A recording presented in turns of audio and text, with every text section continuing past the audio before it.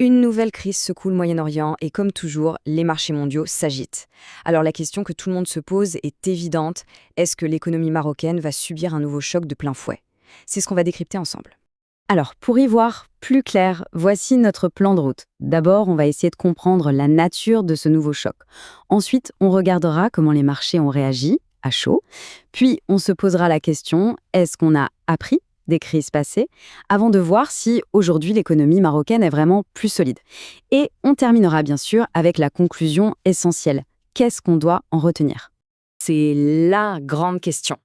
Après le coup de massue de la pandémie, puis le choc de la guerre en Ukraine, est-ce que l'économie marocaine s'apprête à traverser une nouvelle tempête? Allez, on décortique ça. Bon, commençons par la base. Pour bien saisir l'impact, il faut d'abord comprendre l'origine de cette nouvelle vague de volatilité. Tout part d'une nouvelle escalade militaire qui implique les États-Unis, Israël et l'Iran. Mais le vrai nerf de la guerre, c'est l'endroit où ça se passe, le détroit d'Ormuz.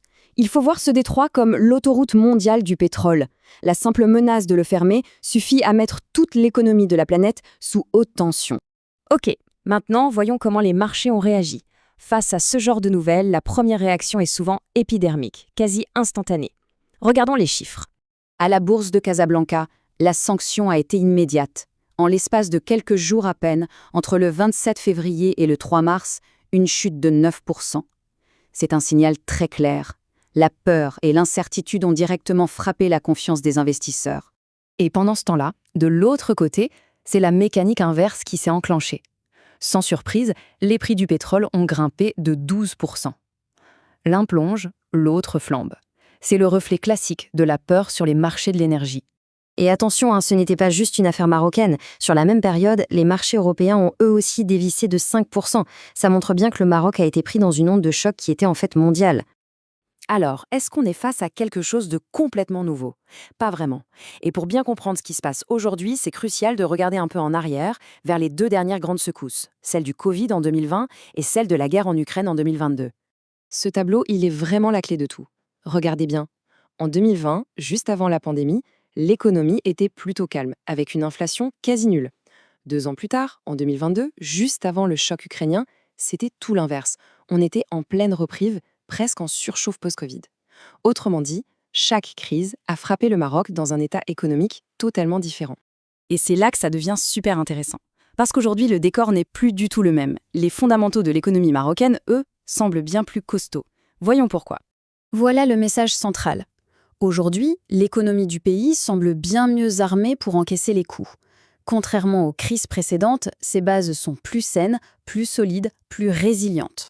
D'ailleurs, si on se projette en 2026, les prévisions le confirment. On s'attend à une croissance solide, au-dessus des 5%, une inflation qui reviendrait à un niveau maîtrisé, autour de 1,3%, et un taux directeur stabilisé. En clair, les experts pensent que l'économie a les moyens de garder le cap. Mais ce ne sont pas que des prévisions. Les faits, aujourd'hui, sont là. Les entreprises affichent des bénéfices solides. Les banques continuent de prêter. C'est un signe de confiance. Le Maroc a assez de réserves de change pour couvrir plus de 3 mois et demi d'importation. Et en cas de coup dur, il y a toujours cette ligne de crédit du FMI qui est disponible. C'est un vrai matelas de sécurité. Bon, après ce diagnostic, après ce stress test, qu'est-ce qu'on fait ? Quelle est la conclusion de tout ça et surtout, quelle est la bonne attitude à adopter face à cette volatilité? La recommandation des analystes de Wafa Gestion est très claire. Face à un vent de panique sur les marchés, le seul bon réflexe, c'est de revenir aux faits, aux chiffres, aux fameux fondamentaux de l'économie. C'est la seule boussole qui tienne dans la tempête. Très concrètement, la feuille de route est simple. Pour les investisseurs, ces moments de forte volatilité peuvent même être des opportunités pour acheter à bon compte. Ensuite, il faut garder un œil, voire les deux, sur le prix du pétrole et la situation géopolitique. Et enfin, le plus important, il faut garder la tête froide et ne pas prendre de décision sous le coup de l'émotion.